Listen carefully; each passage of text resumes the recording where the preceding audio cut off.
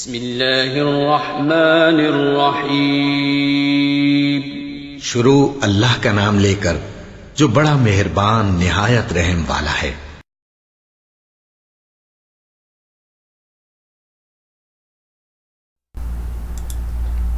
السلام علیکم ورحمۃ اللہ وبرکاتہ۔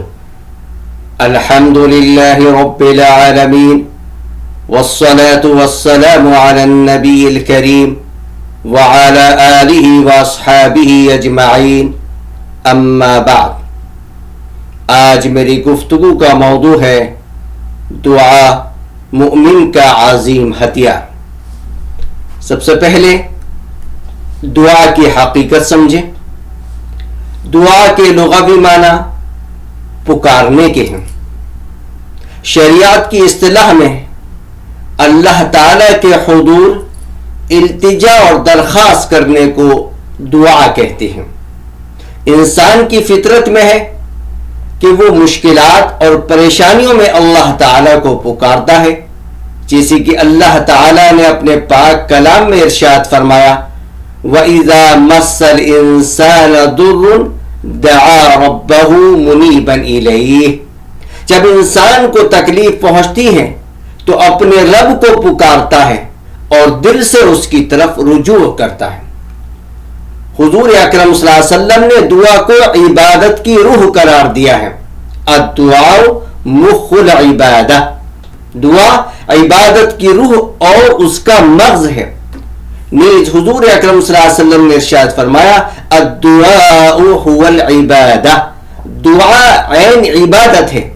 اللہ تبارک و تعالی نے انبیاء اکرام و صالحین کی دعاؤں کا ذکر اپنے پاک کلام قرآن کریم میں متعدد مرتبہ فرمایا ہے۔ دعا کی ضرورت، ہر شخص محتاج ہے اور زمین و آسمان کے سارے خزانے اللہ تعالیٰ ہی کے قبضے میں ہیں، وہی سائلوں کو عطا کرتا ہے۔ ارشاد باری ہے واللہ الغنی وانتم الفقراء، اللہ بے نیاز ہے اور تم سب محتاج ہو۔ انسان کی محتاجی اور فقیری کا تقاضا یہی ہے کہ بندہ اپنے مولا سے اپنی حاجت و ضرورت کو مانگے اور اپنے کسی بھی عمل کے ذریعے اللہ تعالی سے بے نیازی کا شائبہ بھی نہ ہونے دے، کیونکہ یہ مقام عبدیت اور دعا کے منافی ہے۔ دعا کی اہمیت، دعا کی اہمیت کے لیے صرف یہی کافی ہے کہ اللہ تعالی نے سورہ فاتحہ میں اپنے بندوں کو نہ صرف دعا مانگنے کی تعلیم دی ہے بلکہ دعا مانگنے کا طریقہ بھی بتایا ہے۔ نیز ارشاد باری ہے وَإِذَا سَأَلَكَ عِبَادِي عَنِّي فَإِنِّي قَرِيبٌ أُجِيبُ دَعْوَةَ الدَّاعِ إِذَا دَعَانِ فَلْيَسْتَجِيبُوا لِي وَلْيُؤْمِنُوا بِي لَعَلَّهُمْ يَرْشُدُونَ۔ اے پیغمبر، جب آپ سے میرے بندے میرے متعلق دریافت کریں تو فرما دیجئے کہ میں قریب ہی ہوں۔ جب کوئی مجھے پکارتا ہے تو میں پکارنے والے کی پکار سنتا ہوں۔ غرضی کہ دعا قبول کرنے والا خود ضمانت دے رہا ہے کہ دعا قبول کی جاتی ہے۔ اس سے بڑھ کر دعا کی اہمیت کیا ہو سکتی ہے؟ نیز اللہ تعالیٰ نے بندوں کو حکم دیتے ہوئے فرمایا وَقَالَ رَبُّكُمُ ادْعُونِي أَسْتَجِبْ لَكُمْ، تمہارے پروردگار نے کہا کہ تم مجھ سے دعا کرو، میں تمہاری دعا قبول کروں گا۔ حضور اکرم صلی اللہ علیہ وسلم نے بھی نہ صرف اللہ تعالیٰ سے دعا کرنے کی ترغیب دی ہے بلکہ اس کے فضائل اور آداب بھی بیان فرمائے ہیں۔ چنانچہ حضور اکرم صلی اللہ علیہ وسلم نے ارشاد فرمایا لیس شیء اکرم علی اللہ من الدعاء، اللہ کے یہاں دعا سے زیادہ کوئی عمل عزیز نہیں ہے، یعنی انسانوں کے اعمال میں دعا ہی کو اللہ تعالیٰ کی رحمت و عنایت کو کھینچنے کی سب سے زیادہ طاقت ہے۔ حضور اکرم صلی اللہ علیہ وسلم نے ارشاد فرمایا من فتح له منکم باب الدعاء فتحت له ابواب الرحمہ، تم میں سے جس کے لیے دعا کا دروازہ کھل گیا اس کے لیے رحمت کے دروازے کھل گئے، اور اللہ کو سب سے زیادہ محبوب یہ ہے کہ بندہ اس سے عافیت کی دعا کرے۔ حضور اکرم صلی اللہ علیہ وسلم نے دعا کو مومن کا خاص ہتھیار یعنی اس کی طاقت بتایا ہے، اور دعا سلاح المؤمن، دعا کو ہتھیار سے تشبیہ دینے کی خاص حکمت یہی ہو سکتی ہے کہ جس طرح ہتھیار دشمن کے حملے وغیرہ سے بچاؤ کا ذریعہ ہے، اسی طرح دعا بھی آفت سے حفاظت کا ذریعہ ہے۔ حضور اکرم صلی اللہ علیہ وسلم نے ارشاد فرمایا کہ تمہارے پروردگار میں بدرجہ غایت حیا اور کرم کی صفت ہے، جب بندہ اس کے آگے مانگنے کے لیے ہاتھ پھیلاتا ہے تو اس کو حیا آتی ہے کہ ان کو خالی واپس کر دے، یعنی کچھ نہ کچھ عطا فرمانے کا فیصلہ ضرور فرماتا ہے۔ حضور اکرم صلی اللہ علیہ وسلم کا یہ ارشاد در حقیقت سائل کے لیے امید کی کرن ہے، امید کی کرن ہے کہ اللہ تعالیٰ ایسا کریم ہے کہ جو مانگنے والے کو کبھی محروم نہیں کرتا اور بندے کی مصلحت کے مطابق ضرور عطا کرتا ہے۔ قرآن و حدیث سے جہاں دعا کی اہمیت و فضیلت اور پسندیدگی معلوم ہوتی ہے، وہیں احادیث میں دعا نہ کرنے پر اللہ تعالی کی ناراضگی کی بھی وعید آئی ہے۔ چنانچہ حضور اکرم صلی اللہ علیہ وسلم نے ارشاد فرمایا، من لم یسأل اللہ یغضب علیہ، جو بندہ اللہ تعالی سے نہ مانگے اس پر اللہ تعالی ناراض ہوتا ہے۔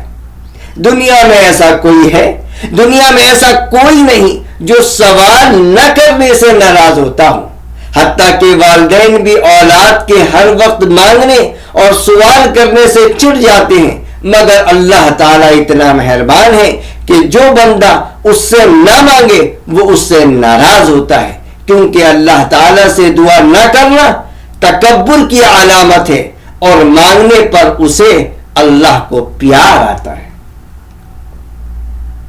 آئیے اب ہم دعا کے چند اہم آداب سماعت فرمائیں۔ دعا چونکہ ایک عبادت ہے، اس لیے اس کے آداب بھی قابل لحاظ ہیں۔ حضور اکرم صلی اللہ علیہ وسلم نے دعا کے بارے میں کچھ ہدایات دی ہیں۔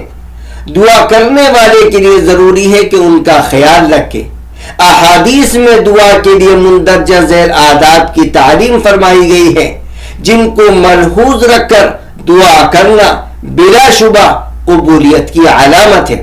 لیکن اگر کوئی شخص کسی وقت بعد آداب کو جمع نہ کر سکے تو ایسا نہ کرے کہ دعا ہی کو چھوڑ دے۔ دعا انشاءاللہ ہر حال میں مفید ہے۔ آداب دعا میں بعض کو رکن یا شرط یا واجب کا درجہ حاصل ہے، جبکہ کچھ چیزیں مستحبات دعا کے زمرے میں آتی ہیں، اور کچھ چیزیں وہ ہیں جن سے دعا کے موقع پر منع کیا گیا ہے، جو منہیات و مکروہات دعا کہلاتی ہیں، جو آپ کے سامنے پیش خدمت ہیں۔ سب سے پہلے دعا کے چند اہم ارکان، شرائط اور واجبات کو سنیں۔ نمبر 1، اللہ تعالی سے اخلاص کے ساتھ دعا کرنا، یعنی یہ یقین ہو کہ اللہ تعالی ہی ہماری ضرورتوں کو پورا کرنے والا ہے۔ ارشاد باری ہے، فَادْعُوا اللَّهَ مُخْلِصِينَ لَهُ الدِّينَ، تم لوگ اللہ کو خالص اعتقاد کر کے پکارو۔ دوسری شرط، دعا کے قبول ہونے کی پوری امید رکھنا اور یہ یقین رکھنا کہ اللہ تعالی نے قبول کرنے کا وعدہ کیا ہے، وہ بلا شبہ قبول کرے گا۔ حضور اکرم صلی اللہ علیہ وسلم نے ارشاد فرمایا، ادعوا اللہ وانتم موقنون بالاجابہ، اللہ تعالی سے اس طرح دعا کرو کہ تمہیں قبولیت کا یقین ہو۔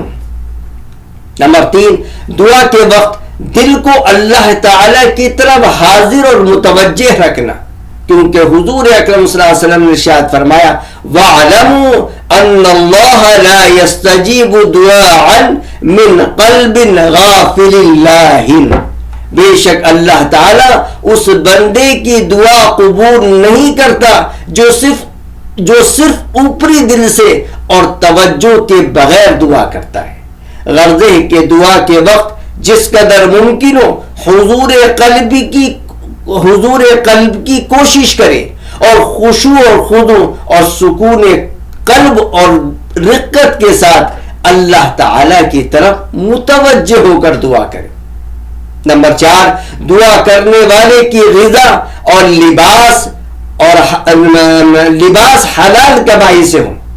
حضور اکرم صلی اللہ علیہ وسلم نے ارشاد فرمایا، جو شخص دور دراز کا سفر کرے اور نہایت پریشانی اور پراگندی کے ساتھ ہاتھ اٹھا کر یا رب کہتے ہوئے دعا کرے، جبکہ اس کی غذا اور لباس سب حرام ہے، جبکہ اس کی غذا اور لباس سب حرام سے ہو اور حرام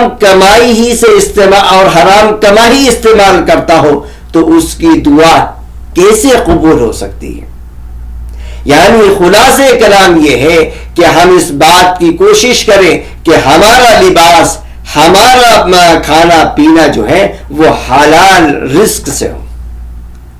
نمبر 5، دعا کے شروع میں اللہ تعالی کی حمد و ثنا اور رسول اکرم صلی اللہ علیہ وسلم پر درود بھیجنا۔ حضور اکرم صلی اللہ علیہ وسلم نے ارشاد فرمایا، تم میں سے جب کوئی دعا مانگے تو پہلے اللہ تعالیٰ کی بزرگی و ثنا سے دعا کا آغاز کرے اور پھر مجھ پر درود بھیجے، پھر جو چاہے دعا مانگے۔ حضرت عمر فاروق رضی اللہ تعالیٰ عنہ نے فرمایا کہ دعا آسمان و زمین کے درمیان معلق رہتی ہے، یعنی درجے قبولیت کو نہیں پہنچتی جب تک رسول اللہ صلی اللہ علیہ وسلم پر درود نہ بھیجے۔ نمبر 6، دعا کے وقت گناہ کا اقرار کرنا، یعنی اگر ہم کسی اپنے گناہ سے توبہ کر رہے ہیں تو اس گناہ کا ہم اقرار کریں۔ اقرار کرنے کا مطلب کیا ہے؟ پہلے ہم گناہ سے باہر نکلیں، اس پر ندامت کریں اور آئندہ نہ کرنے کا عزم مصمم کریں۔ اور آخری 7ویں بنیادی شرط یہ ہے کہ دعا آہستہ اور پس آواز سے کرنا، یعنی دعا میں آواز بلند نہ کرنا۔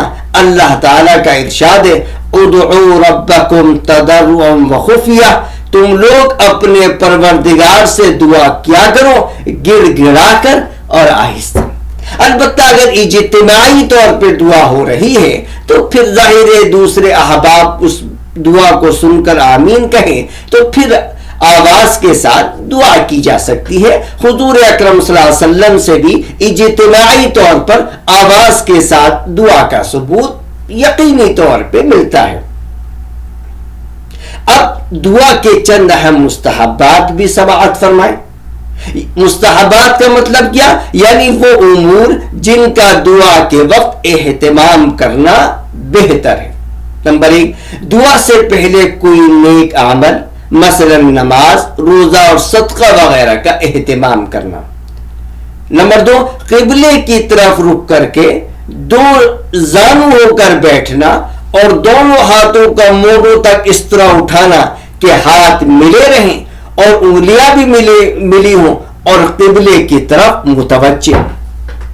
نمبر 3، اللہ تعالی کے اسماء حسنہ اور صفات عالیہ ذکر کر کے دعا کرنا۔ اللہ تعالیٰ کے جو نام ہیں، اللہ تعالیٰ کی جو صفات ہیں، ان کا ذکر کر کے جو ہے دعائیں کرنا۔ نمبر 4، اس بات کی کوشش کرنا کہ دعا دل سے نکلے۔ نمبر 5، دعا میں اپنے خالق و مالک کے سامنے گڑ گڑانا، یعنی رو رو کر دعائیں کرنا یا کم از کم رونے کی صورت بنانا۔ نمبر 6، دعا کو 3 مرتبہ مانگنا۔ نمبر 7، دعا کے وہ الفاظ اختیار کرنا جو قرآن کریم میں آئے ہیں یا حضور اکرم صلی اللہ علیہ وسلم سے منقول ہیں، کیونکہ جو دعائیں قرآن کریم میں آئی ہیں ان کے الفاظ خود قبولیت کی دلیل ہے کہ وہ اللہ کے الفاظ ہیں، اور احادیث میں بھی ان کی فضیلت مذکور ہیں۔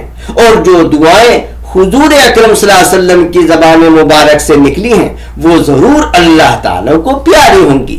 باقی آپ اپنی زبان میں بھی جو چاہیں جس وقت چاہیں دعا مانگ سکتے ہیں۔ نمبر 8، تمام چھوٹی اور بڑی حاجتیں ضرورتیں سب اللہ تعالیٰ ہی سے مانگیں۔ نمبر 9، نماز کے بعد اور بالخصوص فرض نماز کے بعد دعا کا اہتمام کریں۔ نمبر 10، دعا کرانے اور ساتھ میں دعا کرنے والے کا دعا کے بعد آمین کہنا اور آخر میں دونوں ہاتھ اپنے چہرے پر پھیر لینا۔ اب آئیے ان امور کو سمجھیں جن کا دعا کے وقت کرنا ممنوع یعنی منع یا مکروہ ہے۔ نمبر 1، دعا کے وقت اسباب کی طرف نظر نہ ہو بلکہ اسباب و تدابیر سے قطع تعلق ہو کر مسبب الاسباب یعنی اللہ تبارک و تعالی کی ذات پر یقین رکھنا۔ نمبر 2، دعا میں حد سے تجاوز کرنا غلط ہے، یعنی کسی ایسے عمل کی دعا نہ کرنا جو شرعاً یا عادتاً محال ہو یا جو بات پہلے سے طے ہو چکی ہو۔ مثلا یوں نہ کہے کہ فلاں مردے کو زندہ کر دے، یا عورت یہ دعا کرے کہ مجھے مرد بنا دے، ایسی دعا ہرگز نہیں کرنی چاہیے۔ نمبر 3، دعا میں کسی قسم کا تکلف یا قافیہ بندی نہ کرے کیونکہ یہ امر حضور قلب سے باز رکھتا ہے۔ اگر خود بخود بمقتضائے طبیعت قافیہ بندی ہو جائے تو کوئی مذائقہ نہیں۔ نمبر 4، اپنی جان اور مال اور اولاد کے لیے بد دعا نہ کرے۔ ممکن ہے کہ قبولیت کی ساعت میں یہ بد دعا نکلے اور بعد قبولیت پشیمانی اٹھانی پڑے۔ نمبر 5، دعا کی عدم قبولیت پر مایوس ہو کر دعا کرنا نہ چھوڑنا بلکہ حتی الامکان پر امید رہنا اور دعا قبول ہو یا نہ ہو اپنے مالک کے روبرو ہاتھ پھیلاتے رہنا۔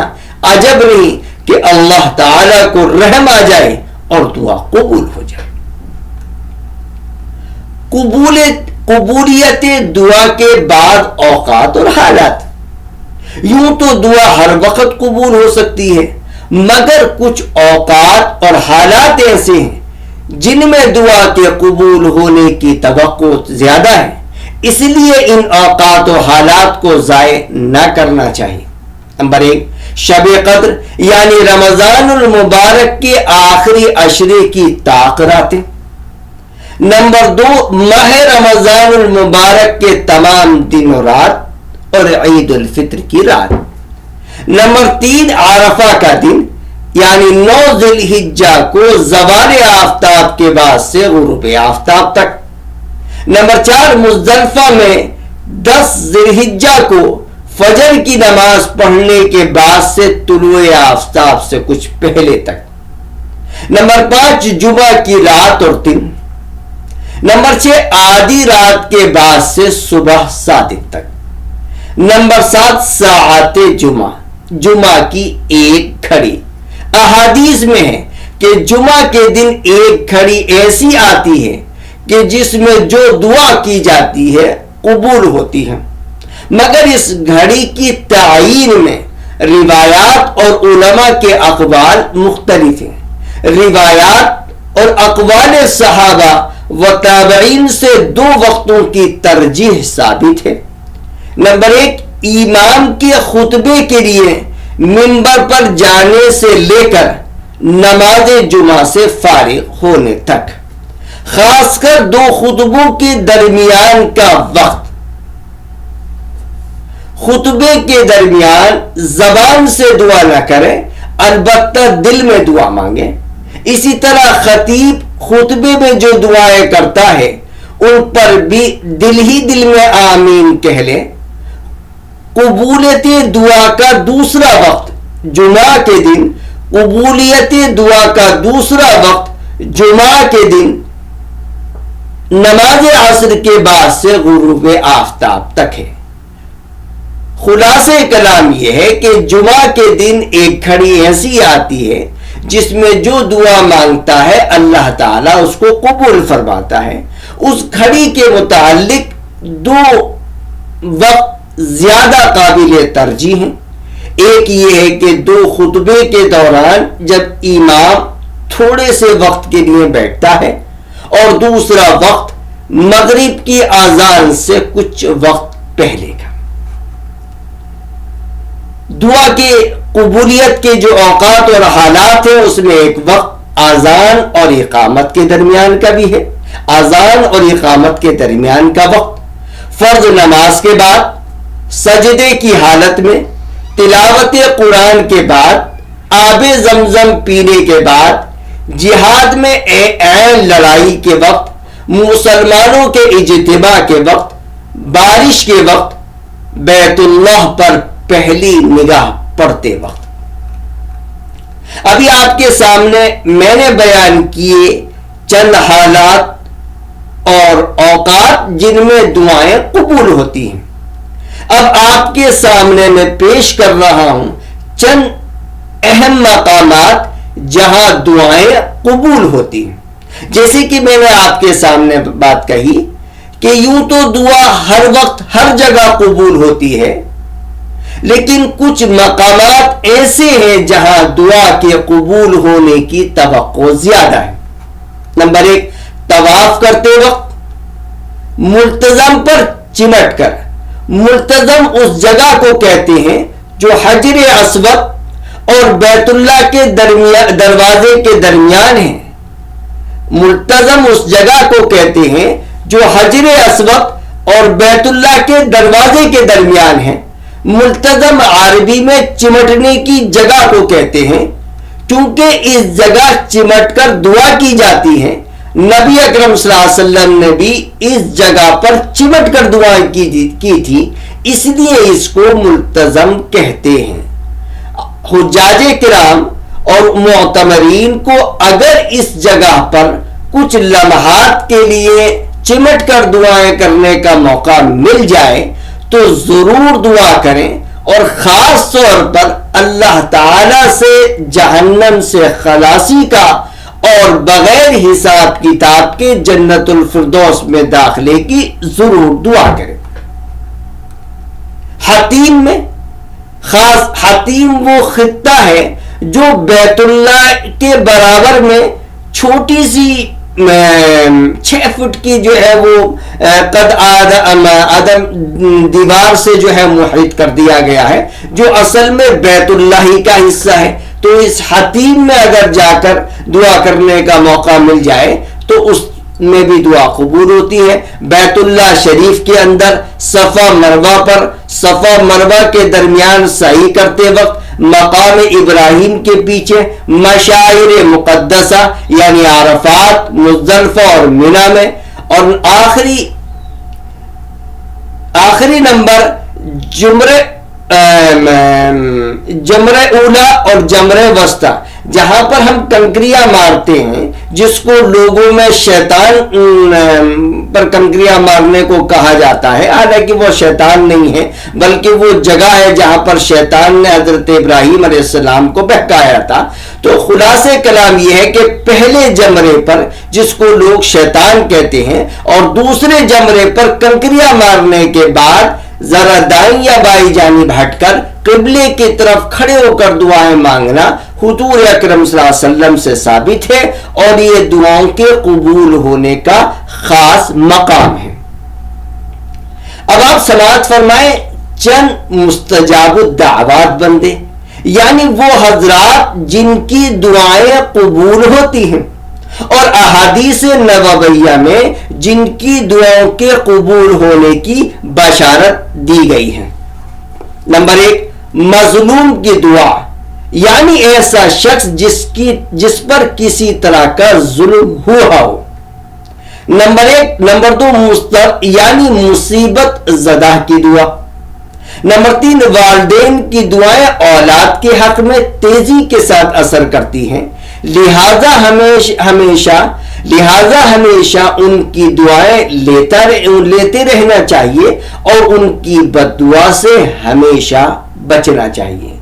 اسی طرح وہ اولاد جو والدین کے ساتھ حسن سلوک کرے اور دل و جان سے ان کی خدمت کرے، ان کی دعاؤں میں بھی شان قبولیت پیدا ہو جاتی ہے. نمبر 5، مسافر، یعنی جو اپنے گھر بار اہل و عیال سے دور ہو. مسافر چونکہ اپنے مقام سے دور ہوتا ہے، آرام نہ ملنے کی وجہ سے مجبور اور پریشان ہوتا ہے. جب اپنی مجبوری اور حاجت مندی کی وجہ سے دعا کرتا ہے تو اس کی دعا اخلاص سے بھری ہوئی ہوتی ہے اور صدق دل سے نکلنے کی وجہ سے قبول ہوتی ہے۔ خلاصہ کلام یہ ہے کہ مسافر کی دعا قبول کی جاتی ہے۔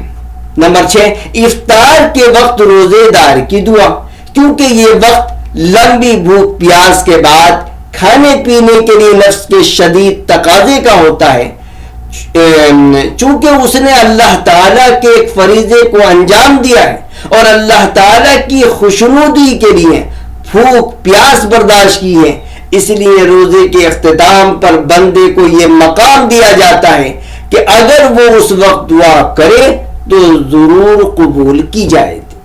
نمبر 7، ایک مسلمان کی دوسرے مسلمان کے لیے غائبانہ دعا بھی مقبول ہے۔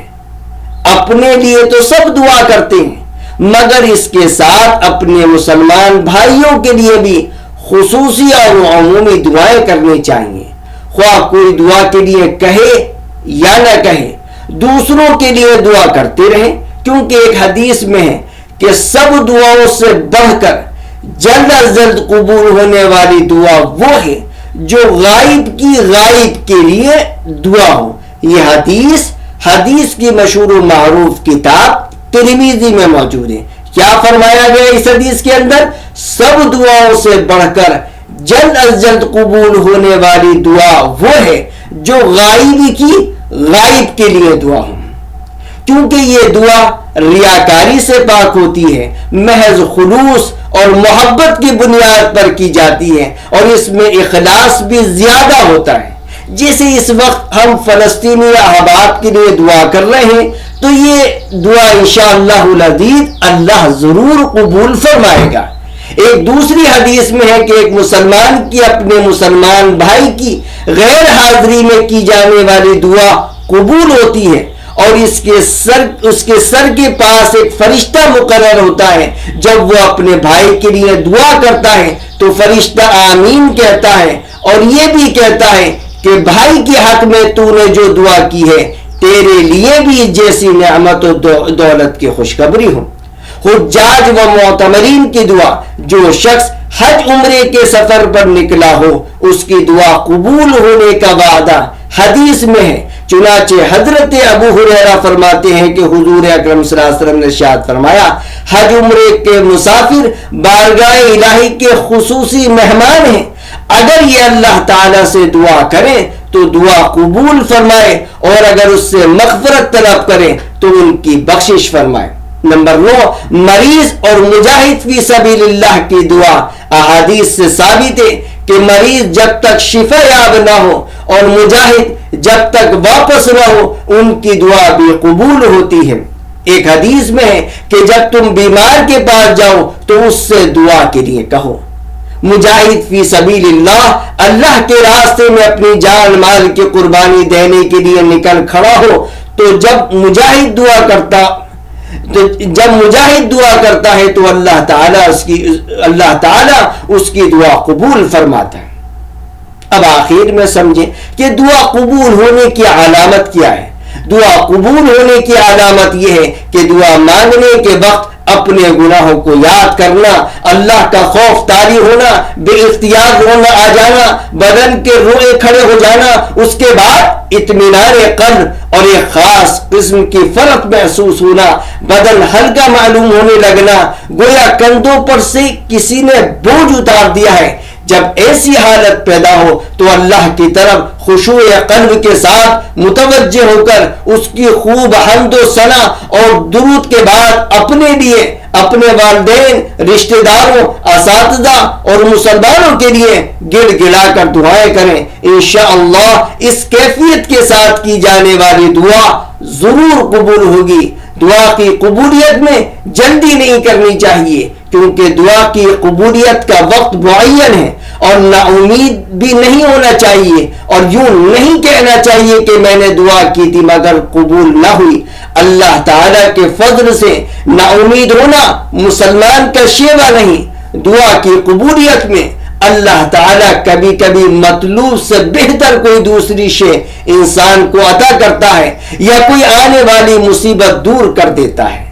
خلاصہ کلام یہ ہے کہ دعا مظہر عبودیت اور ایک اہم عبادت ہے۔ دعا مختلف قلوب کے لیے سامان سکون، گمراہوں کے لیے ذریعہ ہدایت، متقیوں کے لیے قرب الہی کا وسیلہ، اور گنہگاروں کے لیے اللہ کی بخشش و مغفرت کی باد بہار ہے۔ اس لیے ہمیں دعا میں ہرگز کاہلی و سستی نہیں کرنی چاہیے۔ یہ بڑی محرومی کی بات ہے کہ ہم دشمنوں سے نجات اور طرح طرح کی مصیبتوں کے دور ہونے کے لیے بہت سی تدبیریں کرتے ہیں، مگر وہ نہیں کرتے جو ہر تدبیر سے آسان اور ہر تدبیر سے بڑھ کر مفید ہے، یعنی دعا۔ اس لیے ہمیں چاہیے کہ ہم اس اہم اور محتم بالشان عبادت کے ارکان و شرائط و واجبات و مستحبات کے ساتھ اور منہیات و مکروہات سے بچتے ہوئے اپنے خالق مالک کے سامنے وقتاً فوقتاً خوب دعائیں کریں۔ اللہ تعالی ہمیں صحیح معنی میں اپنی ذات سے مانگنے کی توفیق عطا فرمائے۔ السلام علیکم ورحمۃ اللہ وبرکاتہ۔